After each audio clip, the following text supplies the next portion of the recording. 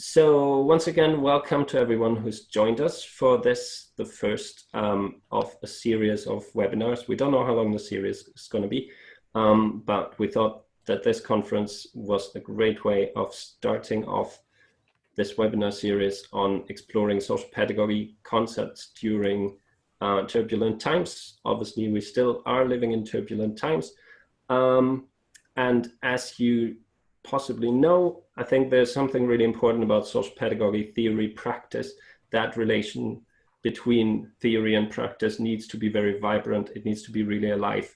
And therefore, it is really important that what happens in practice informs theory development, but also to explore what can theory offer us when we are in practice, especially at times where we will have 100,000 different things on our minds and lots of worries. So that's why we thought it might be quite pertinent to start this webinar series. We have a few slides prepared, and we have done that through Mentimeter, which means that you will be able to interact with our presentation as well. And I will just need to figure out now how I can best do this. In the meantime, I will just introduce my co-presenters. So we have Charlotte Viering, my colleague, who's joining us from Copenhagen. We have Jameel Hadi from Salford University, who's joining us from somewhere in that area, Greater Manchester. We have Danny Henderson from Care Visions, who's joining us from somewhere in Scotland, probably near Lockerbie. Yep. And we have, where is he? Vasileios Tiliakos, who is joining us from beautiful Greece. So welcome to all of that, to those guys in particular, and thanks for your support on this. In terms of the structure for this webinar, whilst I'm trying to figure out how to get the next slide up, we have decided to go for a very simple structure and basically to allow as much space and opportunity for dialogue with you as we possibly can. So the idea is that we start off with Charlotte giving a bit of an outline of the common third for those of you who may not be too familiar with the concept and how it is used. And then we'll go into dialogue to explore how has lockdown experiences shaped how the common third has been applied in practice. So we'll be talking to Jameel and Vasileios and Danny first, and then we will obviously make it possible for you guys to share your experiences or your thoughts on how the common third is being applied at the moment, or how it might be possible to apply it, if that makes sense. So I'll try very hard to navigate this. For some reason, Mentimeter does not seem to be my friend this morning. Or my computer does not seem to be my friend. I'll work this out in a second so that we can hopefully see all of this. But I will just hand over to Charlotte at this point. So just a little quick introduction of how we use the common third in Denmark, because I think there's a lot of discussions around the common third, and no one really wants to take credit for the concept. So so I think in the UK it's much more used consciously than we actually use it in Denmark at the moment. But it refers, in Denmark, it refers to sort of a form of interaction with the pedagogical aim of facilitating personal development by refocusing attention on an activity, a project, a game, or a new experience, and thus creating opportunities for the child or adolescents to get a chance to explore sort of their own potential and resources, and especially their social skills. And in that aspect, you can say that in general, human interaction can be described as being interpersonal. So that's when two people are relating to each other, like you and me having an argument, or it could be intrapersonal, where two or more people are relating to how the individual person are feeling about themselves, like giving comfort to someone or giving praise. And sort of the third form of human interaction could be said to be sort of extra-personal. So that's when you and me are talking about how to carry out a task or an activity, or so we thus relate to something outside ourselves and the other. So it's not about you, it's not about me, it's about what we basically do together. So, so doing this common third actually have some kind of preconditions, and it's so, and all research, when we ask the children or the young people in Denmark, they really ask about adults or professionals who have a genuine, vivid and human engagement, presence and interest in what they're doing, how they work with the young people. So you could sort of say that a precondition is that all participants are generally motivated. It's a precondition that everybody will take part. You and me, if it's just you and me, it could be a group activity as well, but everybody needs to take part. It has to be sort of a joint ownership. In an ideal world, you could say it would be fantastic if both of us had no prior knowledge. We would then explore things together. But since it's very often an adult and a child or a young person, the adult would always have sort of the advantage of being more experienced in a lot of ways. And so it is about experiencing challenges together or create experiences together. And the most important thing is actually, so when we harvest sort of the fruit of our work, we will then have sort of a shared or a mutual joy, so like a celebration or something to talk about, so that we actually are both pleased with what we kind of achieved here. So yeah, so there's of course methods that can be hanged up to this, but I think in a nutshell, this is basically sort of the three most important things to characterize a common third.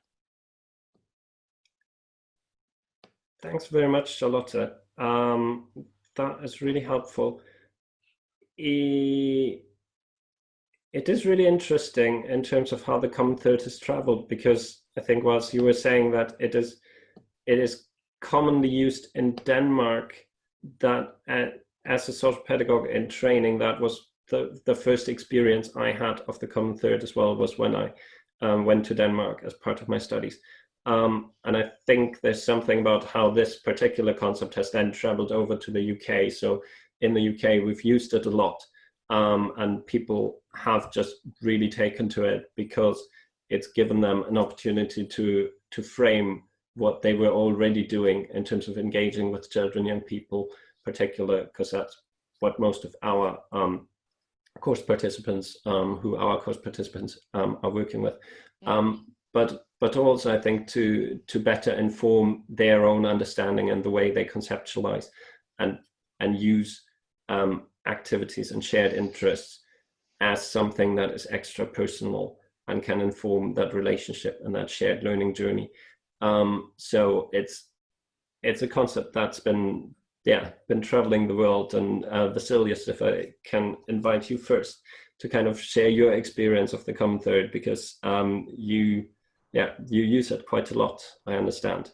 And I'm curious to see how that kind of understanding or application of the common thread has kind of changed a bit during the lockdown, and to what extent that's been guiding your practice. Yes, hello everyone.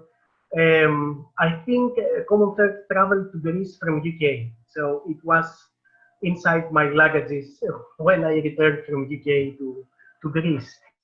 We tested it for the first time in the refugee crisis with refugees, and that's when it was transformed. So instead of working with children or with adolescents, we tested it with all age groups, and not in dyadic relationships, but with groups. And the facilitator was part of the group. So the main idea for us was to create a mutual relationship, collective memories that would lead to a collaborative creation of power. And then this would have led to a negotiation of identities. So the role of the facilitator in the common thread, for our understanding as AFIRMA, is to create a safe space for all these conditions to happen. I think this demanded a physical contact, which was not possible in a lockdown.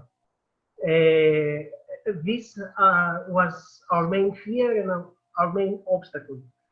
What we realized though with the lockdown is that the safe space doesn't have physical boundaries. It can happen anywhere. It can be virtual as well.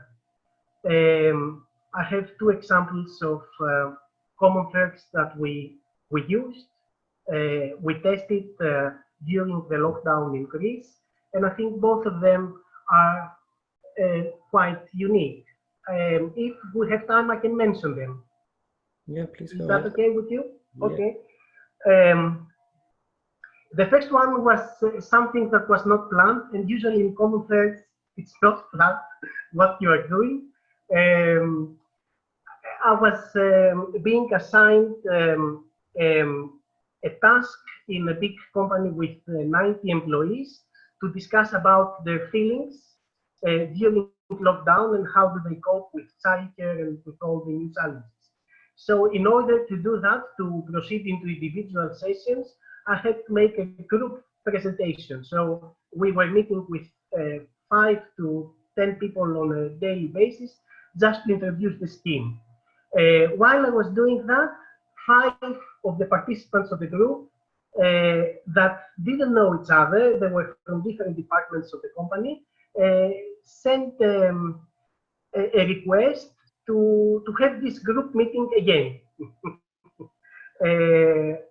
Outside the theme of the lockdown. So we started meeting each other.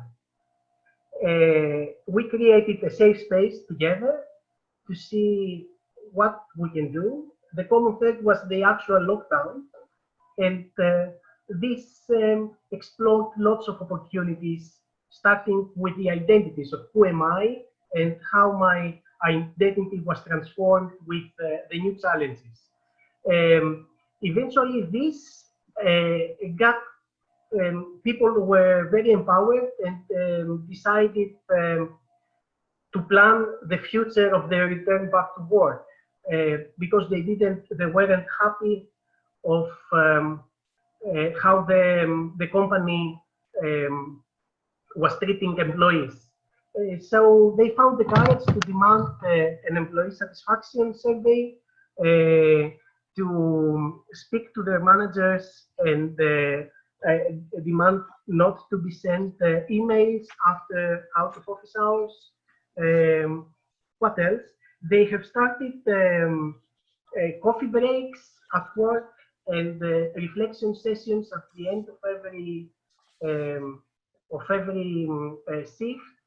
And I think this is continuing. So they found the space to do it. The other example is that a common thread project that we had last year, and how this was developed, the second phase of the project was developed during lockdown. The initial project was called Nature's Common Third, and it was about physical contact and how they unaccompanied refugee children and students from the university could interact creatively together and imitate a social enterprise. So that's what they did. And while they were simulating a social enterprise, they were passing their knowledge, the knowledge created from the interaction, to children of nursery schools. They decided, as the next phase of the project, that they could deliver similar practices into younger children in general. So instead of imitating the social enterprise, they would just focus on how they would build entrepreneurial skills into children of younger age. At the lockdown and with the restriction of the physical contact, in the virtual safe space that we had, they decided that the Common Third needed to change direction. So they thought how they could work, how they could build on solidarity to families with children that were locked in their houses. They are still in discussion at the moment, but it's growing. They're trying to find participants. And the main idea is to give all the tools to families, interact with them in order to create their own antiseptic and their own sanitizers, and make them distribute them free to the community and to those people in need. So this is the general idea. But what my focus is that the safe space can happen anywhere. It doesn't have to be physical. You can do it virtually. You can do it while social distancing. You can do whatever you can. It is strange. It's a little bit difficult to decipher the messages from one or the other. But if you emphasize on the reflective process and on reflecting at the end of every session on what has happened and what can we do, how we can move this forward, I think everything is possible. Yeah, thanks. That's great to hear, and I think you're completely right that it is strange because there's no denying the fact that we are interacting in ways that we're not really used to. At the same time, I think there is a real learning opportunity for us as well, and that we often expect those kinds of adaptive skills from the people we support in social care, who are used to one certain way of interacting with others in their families, and then might end up in a children's home where the way of interacting with others is completely different, or might take on a job where there's a completely different level of expectations and interactions within a business environment and so forth. So I think there's rich learning opportunity for us as professionals as well. Yeah, and I think that the virtual space can easily distribute the power more collectively, because you lack the uniform of the job. You show them part of your environment. You face the same difficulties in terms of social distancing and all the virtual issues. It brings people together easier. Yeah, absolutely. And I think we've talked to many people who've kind of found that it's enabled us to go beyond the kind of, normally in the UK you'd always say, "Hey, how are you?" but you wouldn't necessarily get a sincere response. And during lockdown, Exactly, you were able to kind of communicate at that deeper level because there was real concern about people's well-being. So I think there were opportunities to, just go beyond the normal formalities in that respect, and really engage as genuine human beings, which is just so important. So that's really great to hear. I think particularly that bit about creating a safe space in which people can form relationships or develop their relationships, whether that's as employees of an organization or in any other context, and where they feel safe to do so, and where they feel they're able to take ownership. So the lockdown has, as you said, been kind of a common third that's been thrust upon us because we're all in this. We're dealing with it in different ways, but there's no getting out of it. We all have to adjust and adapt. And yeah, sometimes we can choose what our common third will be, and sometimes we need to choose within the limitations that we have. And I think what you're showing is that even then it is possible to be creative and to find ways to bring people together. So that's brilliant. I'm sure we'll come back to that. Jameel, I'm very curious about your reflections on the common third and how lockdown has kind of enabled or changed the way that it can be used in practice. Delighted to be here. One of my favourite topics is the common third, and I think that's because when Gabriel said that people use the common third to frame what they've been doing, prior to being an academic, I was trying to promote young people's agency through using creative activities. So in a way, that experience of working with young people in that way brought me to social pedagogy, right? That kind of took me on a journey where I found social pedagogy. And I think the important thing about the common third is it's a set of values, right?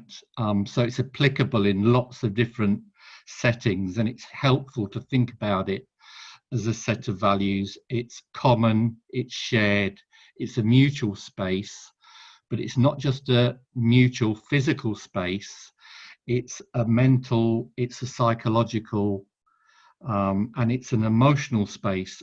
Michael Husen from Denmark talks about it as a relief from personal relationships. And I've been trying to use the common third deliberately in trying to promote student engagement with communities and learning as a kind of mutual process that's situated socially. So it's situated outside of a classroom, because definitely the common third is a way of people developing themselves as a social process, as part of their relationships and their interactions. And I've done a few things, but I've been working with a project called Loaves and Fishes, which is a community project for homeless people, and trying to connect students and get students to collaborate with people who use the service to produce new activities and new ideas.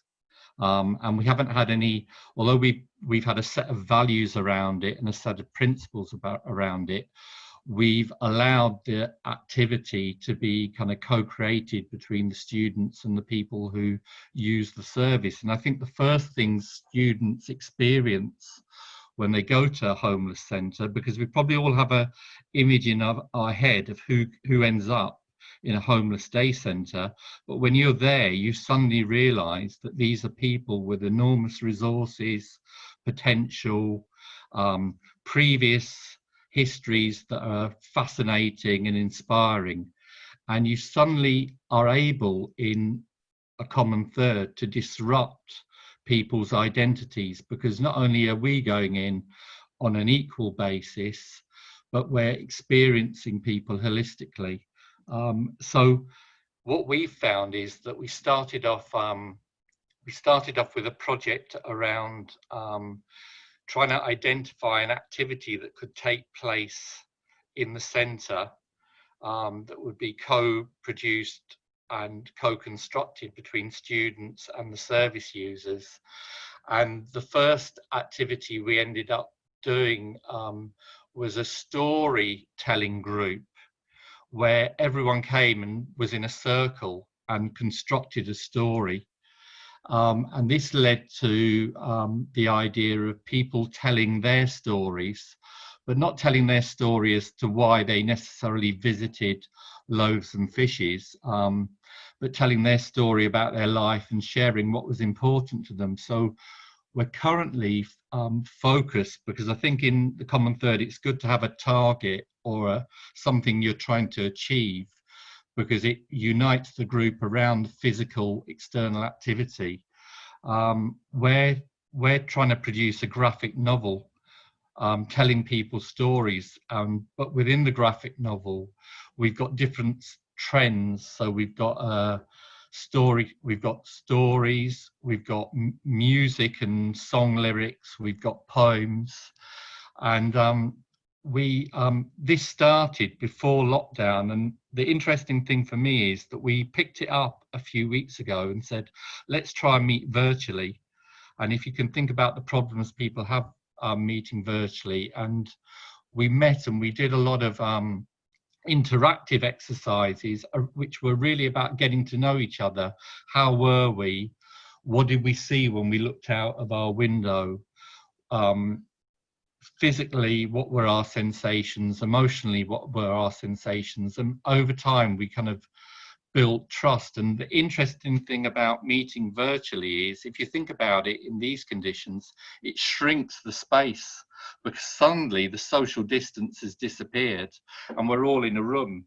And we're lucky, we've got facility whereby we can go into chat rooms, we've got a message board, we've got a whiteboard. So even people who maybe haven't got the wherewithal or haven't got the means to speak on using a microphone, they're still able to participate. And I think yesterday we actually, through this process, and I think what's happened is that we built trust.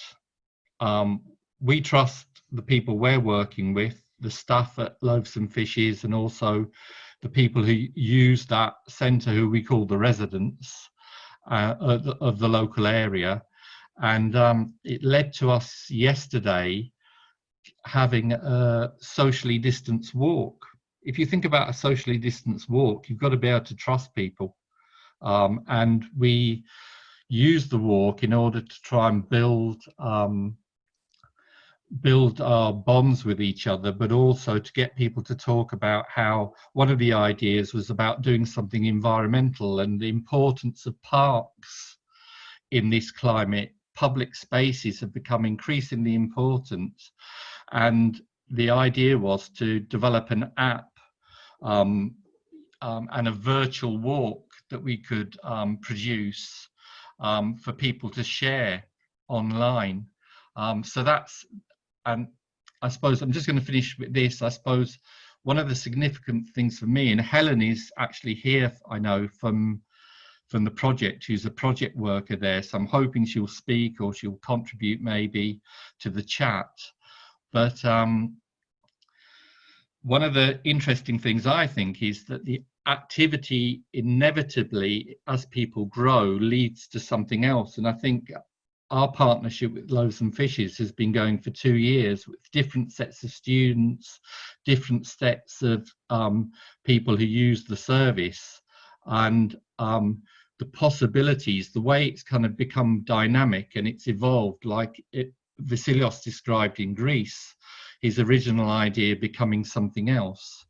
It's really kind of quite powerful. And like I say, I think the virtual environment, in a funny kind of way, it shrinks the space for us and it opens up different sorts of possibilities for people joining in who might be a bit nervous to turn up in a community space, but will feel, yes, I can give that a go. I can feel the safety of engaging digitally. So I think it opens up a whole different set of possibilities, still on the same basis of those kind of shared values. Thanks. That's really fascinating, and I think, yeah, you're completely on point. One of the things I love about the Common Third is that when we create space for people to feel safe and to engage with each other without kind of that fear of being judged, then we just amplify the creativity and the imagination and the opportunities where this might lead next. So it's not just following our idea of what this Common Third could be, but everybody has something contribute and great things happen. So that is fantastic to hear. Danny, you've been involved with the why not trust, in particular, supporting care experienced young people and care experienced adults as part of your work at Care Visions. I wonder if you want to share a little bit about that. Yeah, I mean, there's been quite a, working in residential and working with care experienced community has been quite a kind of different, quite divergent experiences in terms of the experience of the lockdown and the lockdown measures and sort of the global issues that have manifest, you know, through the pandemic. Can I speak to the residential experience, Gabriel? That was, you know, and I'll certainly cover some aspects of the why not care experience community as well.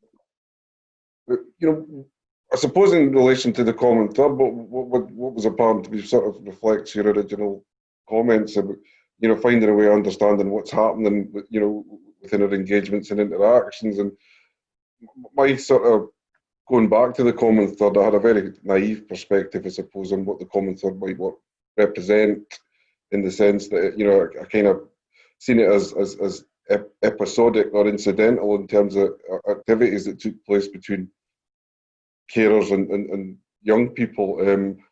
But in sort of reviewing our experiences of the pandemic in relation to our young people, what was apparent that you know that we were preparing for catastrophe in terms of the, you know, what we were going to face, you know, because of the pandemic, and in terms of, you know, staff absences and sickness, and, you know, an increase in incidents and non-compliance from young people around the control measures, none of which manifest in quite the opposite did, you know, or kind of, there's been a dramatic reduction in sort of in incidents and difficulties, distressed episodes and missing episodes, and an increase in the attendance of our support staff. And that led me to kind of consider, you know, how can you conceptualise this? How do we understand what's happening? And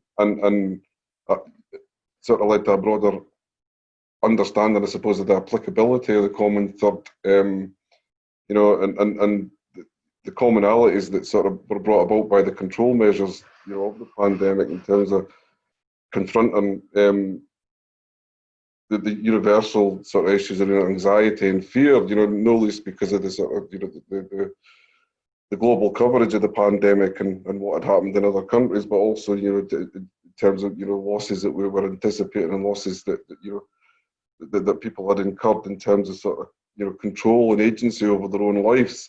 And that being a common experience across the whole community, rather than just something that was focused on children and young people, you know, be they care experienced young people living in the community or care experienced young people living within residential services. So it kind of challenged the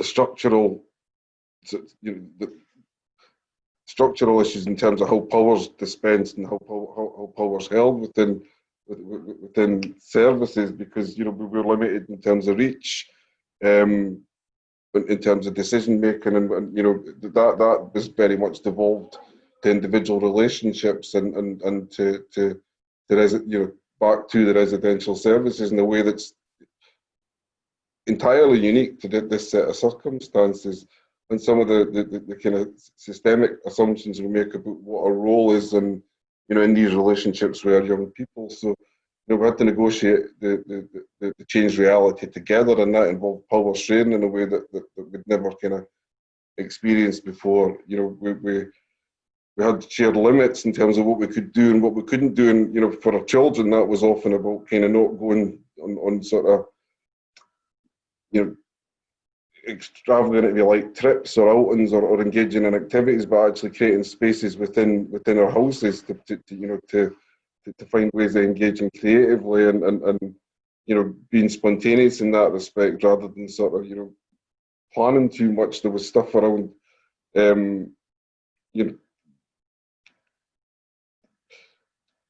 the kind of lockdown challenge and the perspective, you know, challenging the perspective that the lockdown is somehow a hiatus in terms of our development, that we've just pressed pause on the economy or any kind of meaningful activity, when actually the opportunities for development were abundant. When we started to look into what was happening, assumptions about education and how that's delivered. And caring, the process of caring not being a sort of, a kind of one-dimensional thing, whereby caring within our community, our care experience community and our residential services become much more reciprocal, much more mutual, rather than adults just giving care. Everybody was involved in caring for each other. So, and this in terms of trying to understand, why we were experiencing the changes that we had, it's kind of some relevance here in relation to sort of containment theory, and that what Vasileios was talking about in terms of creating safety, by focusing on task, by being immersive in activities, and being intensely focused, sharing that sense of solidarity, and actually sort of displacing some of the sort of emotional angst onto task, and actually processing that emotional angst that was created by some of the discourse around the pandemic, displacing that and filtering it through the task. It kind of helped to build a sense of solidarity and a way of sort of ameliorating some of the negative aspects of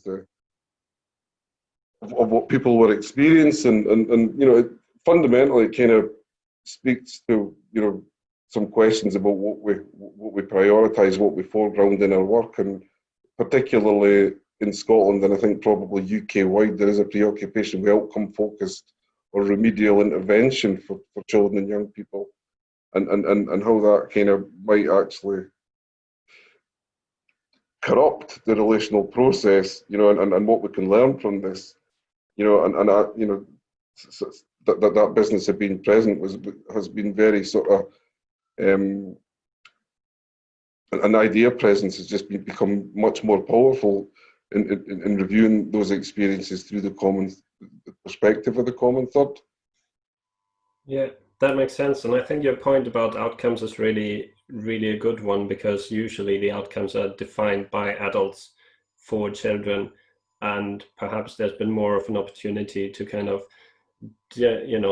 set goals during the lockdown with children, young people. I know some children's homes were talking about, having a joint routine of, fitness activities, going for a bike ride, or, walking down the lockdown, those kinds of things. But they were tasks that the young people had wanted to achieve, rather than outcomes that had been determined by the caring adults with the very best intentions, potentially. But nevertheless, there's something about the ownership, again, that young people are able to take in that process. So it doesn't feel done to, but done with.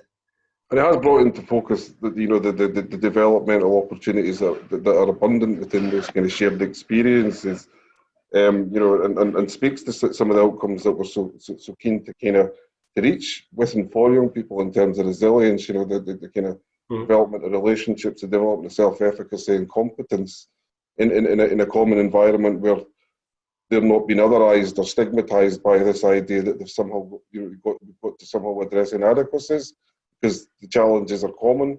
So that element of commonality is incredibly important, something that we would want to preserve and perpetuate beyond the pandemic.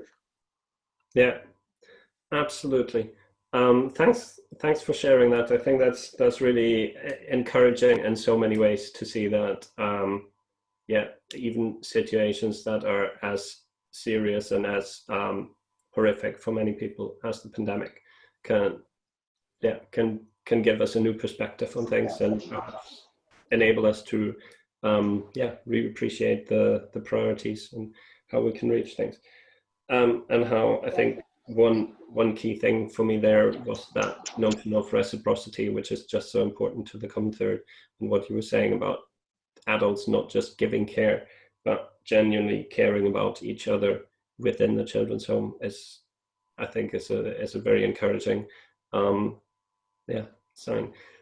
Right, we are slowly coming up to the end of this webinar, but I would just like to ask you to help us capture what have been the key learning points from this first series of our webinars, because we want to kind of be able to look at different social pedagogical concepts, as I said, and to kind of try and extract some of the key messages, some of the key aspects that we're picking up that seem to make, in this case, the common third particularly important as a concept to guide our practice. So I'd like to invite you just now, again, using menti.com and the code 440576 on your mobile phone to just post any kind of key points from this webinar, any kind of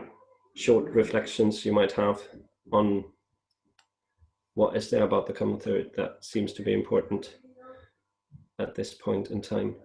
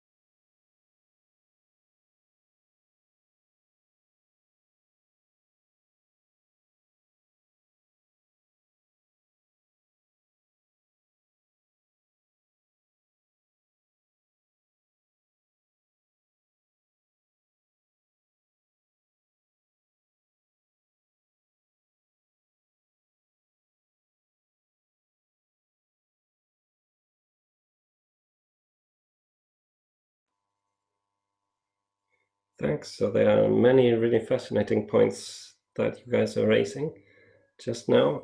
I'm glad to see that you have taken something away from the conversation, and I'm excited to see what these points are. So please feel free to keep them coming. I'll leave this open for a little bit longer. And I think it's probably time to finish off just now, given that we've had an hour just now. As Kara mentioned in the chat room, there is a virtual Zoom coffee room where we can continue any of those conversations or share examples that we may not have had time for just now. So please feel free to basically just log out of this webinar. You can always rejoin later on when the next webinar starts. And that won't be until 12 o'clock or 12:30, I believe. So you'll have plenty of time to hang out in the coffee room in between if you want to. And I would just like to thank in particular my co-presenters, Charlotte and Vasileios and Jameel and Danny, for sharing their insights. And obviously also want to thank all of you for joining in and sharing your thoughts and ideas and practice examples. That's been really fascinating to see.